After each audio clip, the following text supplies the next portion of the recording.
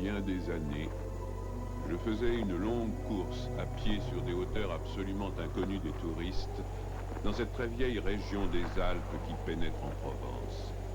C'était, au moment où j'entrepris ma longue promenade dans ces déserts, des landes nues et monotones, vers 1200 ou 1300 mètres d'altitude. Il n'y poussait que des lavandes sauvages. Je traversais ce pays dans sa plus grande largeur et après 3 jours de marche, je me trouvais dans une désolation sans exemple. Je campais à côté d'un squelette de village abandonné. Je n'avais plus d'eau depuis la veille et il me fallait en trouver. Ces maisons agglomérées, en ruine, comme un vieux nid de guêpes, me firent penser qu'il avait dû y avoir, là, dans le temps, une fontaine ou un puits. Il y avait bien une fontaine, mais sèche.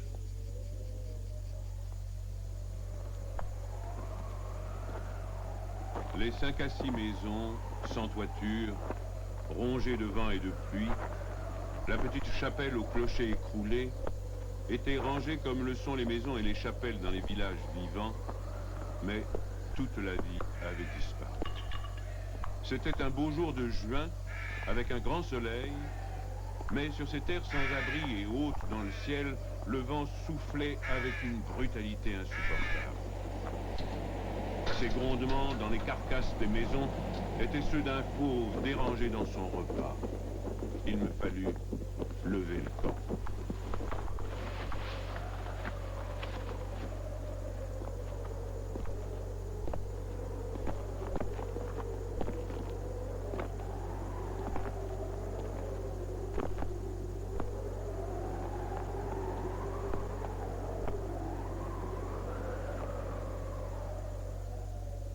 À 5 heures de marche de là, je n'avais toujours pas trouvé d'eau et rien ne pouvait me donner l'espoir d'en trouver. C'était partout la même sécheresse, les mêmes herbes ligneuses.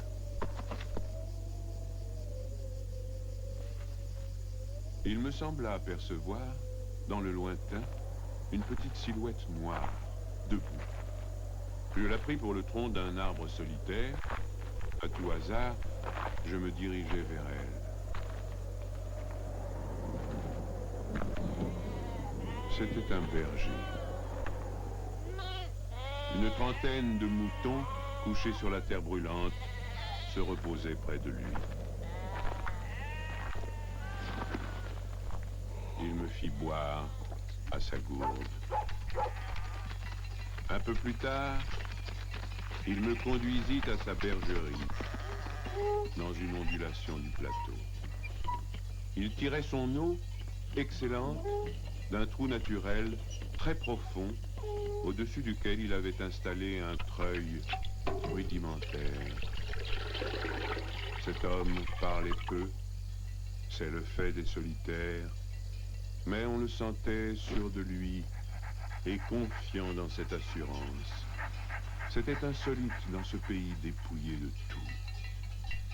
Il n'habitait pas une cabane, mais une vraie maison en pierre, où l'on voyait très bien comment son travail personnel avait rapiécé la ruine qu'il avait trouvée là, à son arrivée.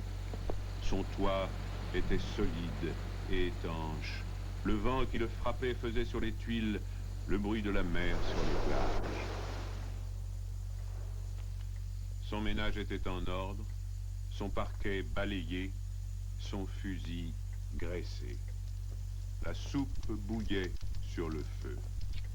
Je remarquai alors qu'il était aussi rasé de frais, que tous ses boutons étaient solidement cousus, que ses vêtements étaient reprisés avec le soin minutieux qui rend les reprises invisibles.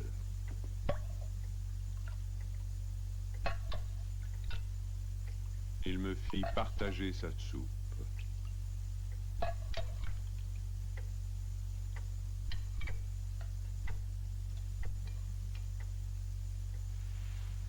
Comme après, je lui offrais ma blague à tabac, il me dit qu'il ne fumait pas.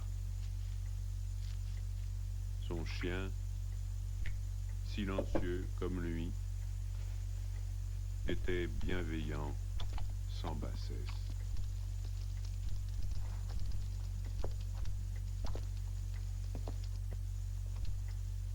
Il avait été entendu que je passerais la nuit là, le village le plus proche étant encore à plus d'une journée et demie de marche. Je connaissais parfaitement le caractère des rares villages de cette région. Il y en a 4 ou 5, dispersés, loin les uns des autres, sur les flancs de ces hauteurs, dans les taillis de chênes blancs, à la toute extrémité des routes carrossables. Ils sont habités par des bûcherons qui font du charbon de bois.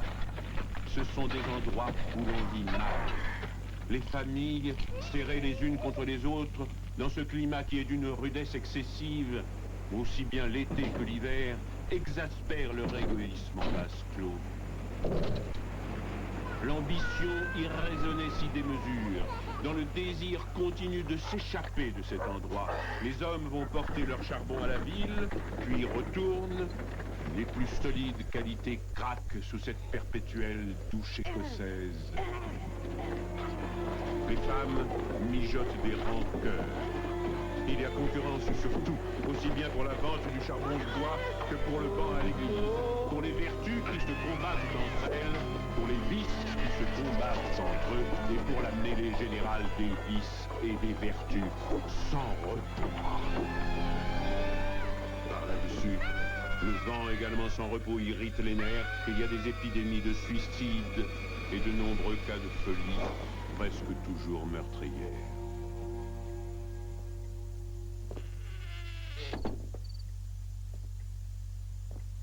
Le berger qui ne fumait pas alla chercher un petit sac et déversa sur la table un tas de glands. Il se mit à les examiner, un après l'autre, avec beaucoup d'attention, séparant les bons des mauvais. Je fumais ma pipe, je proposais de l'aider. Il me dit que c'était son affaire. En effet, voyant le soin qu'il mettait à ce travail, je n'insistai pas. Ce fut toute notre conversation. Quand il eut du côté des bons un tas de glands assez gros, il les compta par paquet de 10. Ce faisant, il éliminait encore les petits fruits ou ceux qui étaient légèrement fendillés, car il les examinait de fort près. Quand il eut ainsi devant lui 100 glands parfaits, il s'arrêta et nous allâmes nous coucher. La société de cet homme donnait la paix. Je lui demandai le lendemain la permission de me reposer tout le jour chez lui. Il le trouva tout naturel, ou plus exactement, il me donna l'impression que rien ne pouvait le déranger. Ce repos ne m'était pas absolument obligatoire, mais j'étais intrigué et je voulais en savoir plus. Il fit sortir son troupeau et le mena à la pâture. Avant de partir, il trempa dans un seau d'eau le petit sac où il avait mis les glands soigneusement choisis et comptés. Je remarquai qu'en guise de bâton, il emportait une tringle de fer grosse comme le pouce et longue d'environ 1,50 m.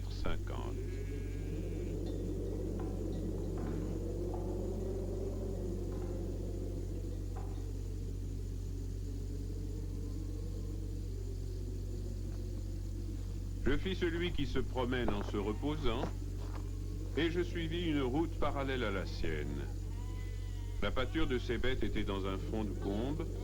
Il laissa le petit troupeau à la garde du chien et monta vers l'endroit où je me tenais. J'eus peur qu'il vînt pour me reprocher mon indiscrétion, mais pas du tout. C'était sa route, et il m'invita à l'accompagner si je n'avais rien de mieux à faire. Il allait à 200 mètres de là, sur la hauteur. Arrivé à l'endroit où il désirait aller, il se mit à planter sa tringle de fer dans la terre. Il faisait ainsi un trou dans lequel il mettait un gland, puis il rebouchait le trou. Il plantait des chênes. Je lui demandai si la terre lui appartenait. Il me répondit que non. Savait-il à qui elle était? Il ne savait pas. Il supposait que c'était une terre communale ou peut-être était-elle la propriété de gens qui ne s'en souciaient pas. Lui ne se souciait pas de connaître les propriétaires. Il planta ainsi ses sanglants avec un soin extrême.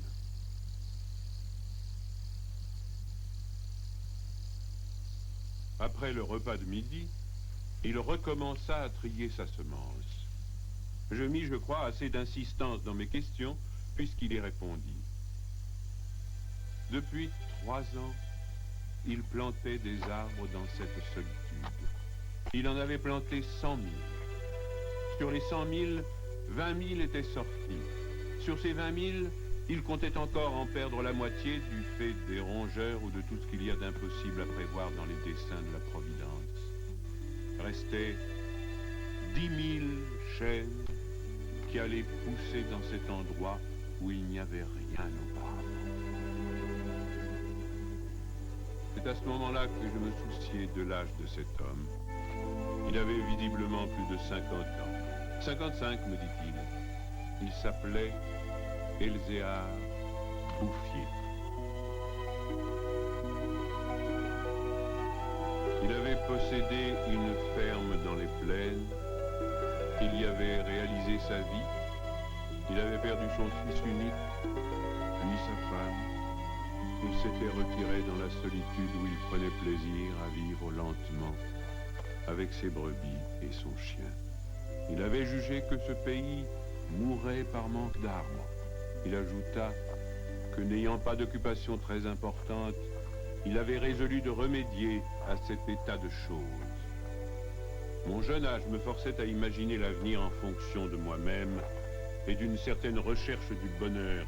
Je lui dis que dans 30 ans, ces 10 000 chênes seraient magnifiques. Il me répondit très simplement que si Dieu lui prêtait vie, dans 30 ans, il en aurait planté tellement d'autres que ces 10 000 seraient comme une goutte d'eau dans la mer.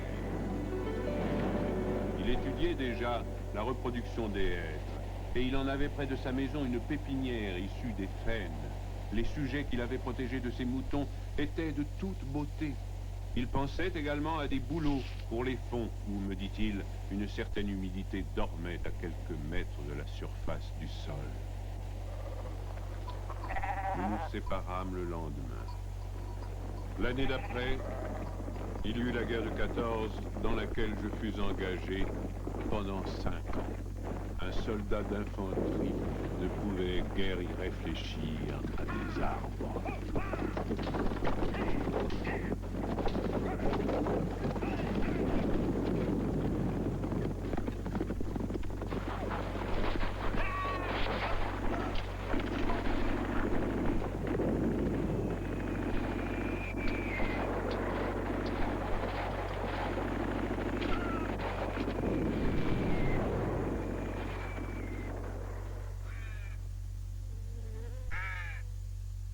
Sorti de la guerre, je me trouvais à la tête d'une prime de démobilisation minuscule, mais avec le grand désir de respirer un peu d'air pur.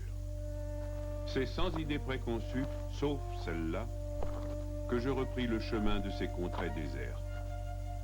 Le pays n'avait pas changé.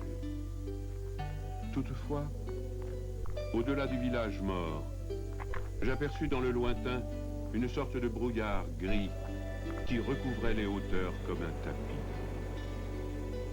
Depuis la veille, je m'étais remis à penser à ce berger planteur d'arbres. 10 000 chênes, me disais-je, occupent vraiment un très large espace.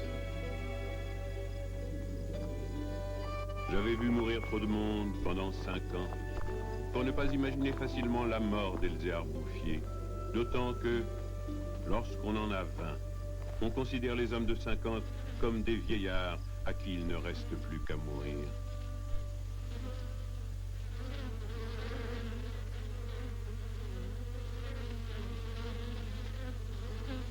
Il n'était pas mort. Il avait changé de métier. Il ne possédait plus que 4 brebis, mais par contre, une centaine de ruches. Il s'était débarrassé des moutons qui mettaient en péril ses plantations d'arbres. Il ne s'était pas du tout soucié de la guerre.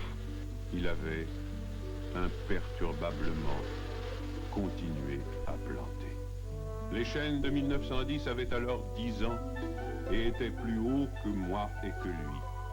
Le spectacle était impressionnant. J'étais littéralement privé de parole. Et comme lui ne parlait pas, nous passâmes tout le jour en silence à nous promener dans sa forêt. Elle avait en 3 tronçons 11 kilomètres de long et 3 kilomètres dans sa plus grande largeur. Quand on se souvenait que tout était sorti des mains et de l'âme de cet homme, sans moyens techniques, on comprenait que les hommes pourraient être aussi efficaces que Dieu dans d'autres domaines que la destruction.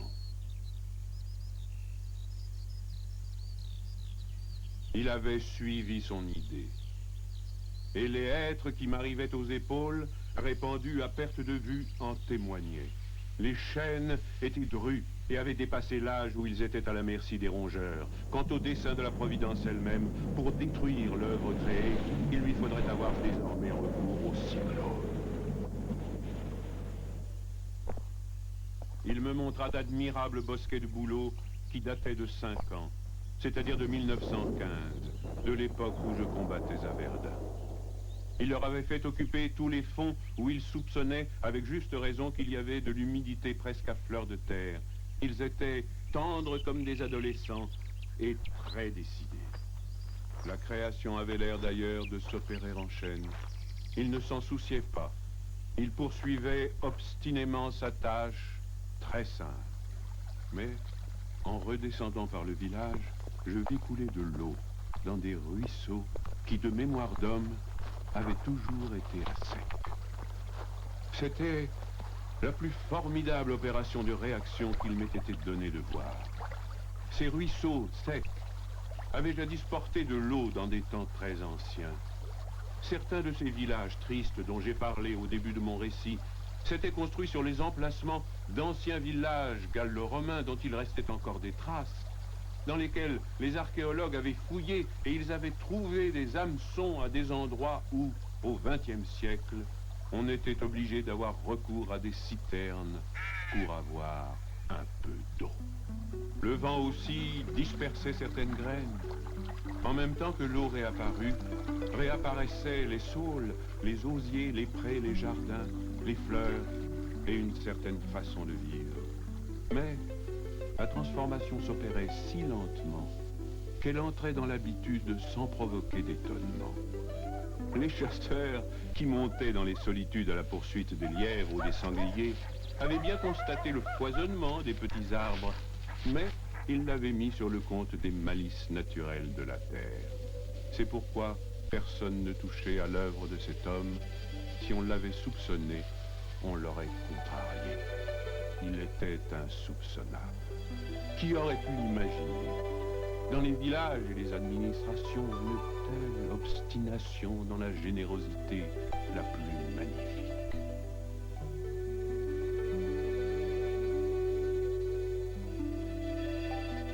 À partir de 1920, je ne suis jamais resté plus d'1 an sans rendre visite à Elzéar Bouffier. Je ne l'ai jamais vu fléchir ni douter. Et pourtant, Dieu sait si Dieu même y pousse. Je n'ai pas fait le compte de ses déboires. On imagine bien cependant que pour une réussite semblable, il a fallu vaincre l'adversité, que pour assurer la victoire d'une telle passion, il a fallu lutter avec le désespoir. Pour avoir une idée à peu près exacte de ce caractère exceptionnel, il ne faut pas oublier qu'il s'exerçait dans une solitude totale, si totale que, vers la fin de sa vie, il avait perdu l'habitude de parler. Ou peut-être n'en voyait-il pas la nécessité. En 1933, il reçut la visite d'un garde forestier éberlu. Ce fonctionnaire lui intima l'ordre de ne pas faire de feu dehors, de peur de mettre en danger la croissance de cette forêt naturelle. C'était la première fois, lui dit cet homme naïf, qu'on voyait une forêt pousser toute seule. En 1935, une véritable délégation administrative vint examiner la forêt naturelle. Il y avait un grand personnage des eaux et forêts, un député, des techniciens. On prononça beaucoup de paroles inutiles, on décida de faire quelque chose et, heureusement, on ne fit rien. Sinon, la seule chose utile, mettre la forêt sous la sauvegarde de l'État et interdire qu'on vienne y charbonner. Car il était impossible de n'être pas subjugué par la beauté de ces jeunes arbres en pleine santé. Et elle exerça son pouvoir de séduction sur le député lui-même.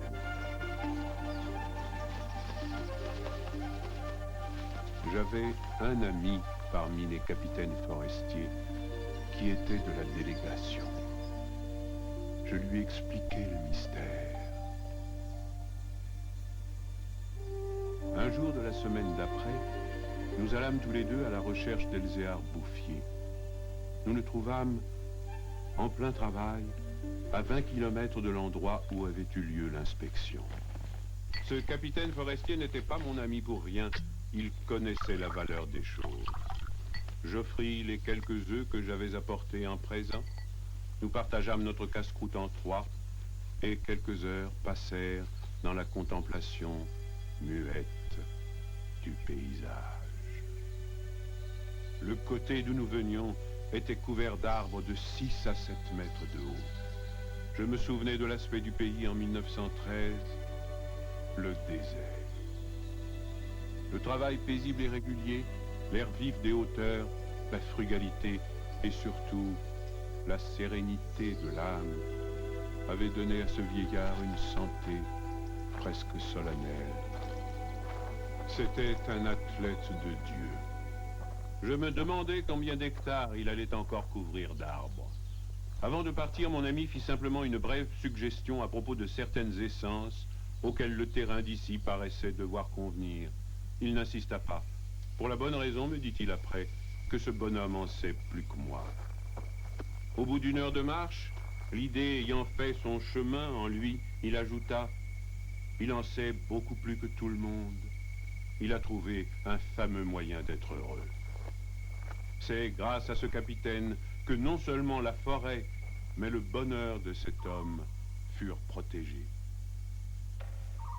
L'œuvre ne courut un risque grave que pendant la guerre de 1939. Les automobiles marchant alors au gazogène, on n'avait jamais assez de bois. On commença à faire des coupes dans les chênes de 1910, mais ces quartiers sont si loin de tout réseau routier que l'entreprise se révéla très mauvaise au point de vue financier. On l'abandonna.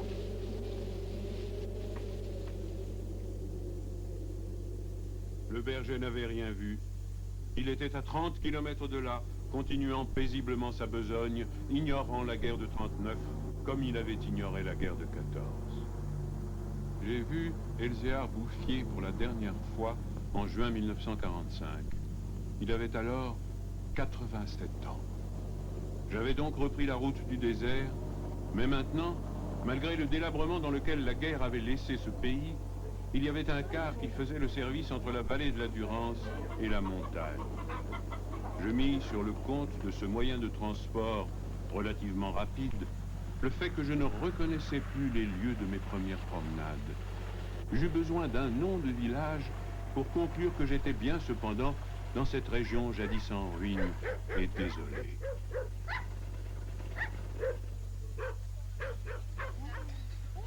Le car me débarqua à Vergon. En 1913, ce hameau de 10 à 12 maisons avait 3 habitants. Ils étaient sauvages, se détestaient, vivaient de chasse aux pièges. Leurs conditions étaient sans espoir. Tout était changé. L'air lui-même. Au lieu des bourrasques sèches et brutales qui m'accueillaient jadis, soufflait une brise souple, chargée d'odeurs. Un bruit semblable à celui de l'eau venait des hauteurs. C'était celui du vent dans les forêts. Enfin, chose plus étonnante, j'entendis le vrai bruit de l'eau coulant dans un bassin. Je vis qu'on avait fait une fontaine, qu'elle était abondante, et ce qui me toucha le plus, on avait planté près d'elle un tilleul, symbole incontestable d'une résurrection.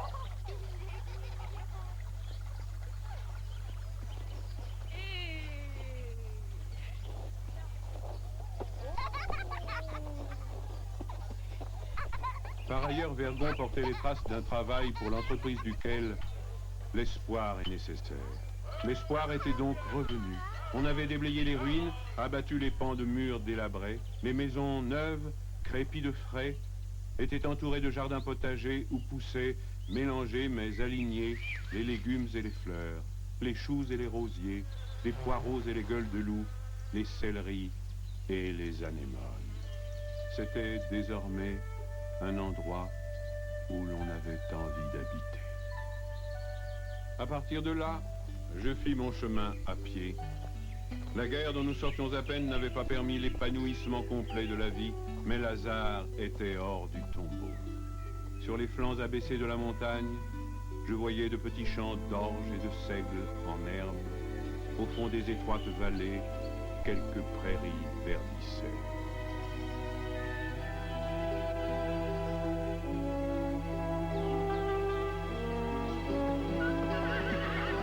Il n'a fallu que les 8 ans qui nous séparent de cette époque pour que tout le pays resplendisse de santé et d'aisance.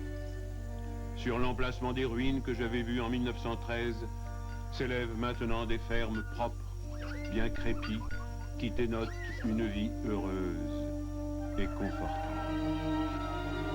Les vieilles sources, alimentées par les pluies et les neiges que retiennent les forêts, se sont remises à couler.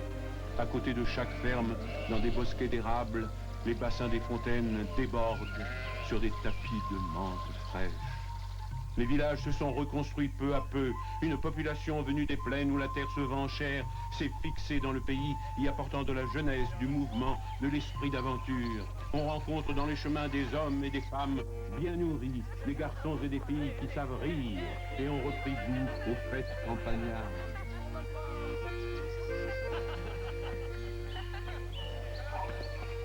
Si on compte l'ancienne population, méconnaissable depuis qu'elle vit avec douceur, et les nouveaux venus, plus de 10 000 personnes doivent leur bonheur à Elzéar Bouffier.